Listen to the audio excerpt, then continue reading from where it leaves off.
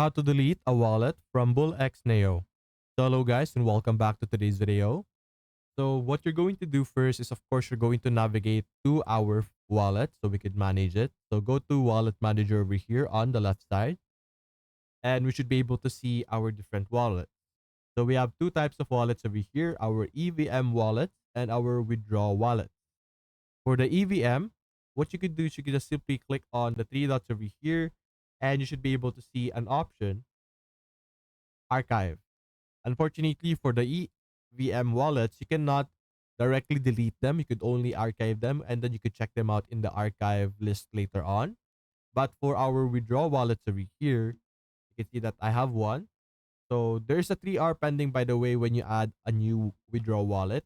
But after adding one over here, simply click on the three dots and you should be able to have an option to delete it, as you can see. So simply click on delete withdraw wallet and you should be able to easily delete that wallet over here. So in withdraw wallets, you are able to delete them, but in EVM wallet, you are only able to archive wallets, as you can see. And then you could restore them later on. So that's basically it, guys. If you enjoyed this video, leave a like and subscribe. Thanks for watching.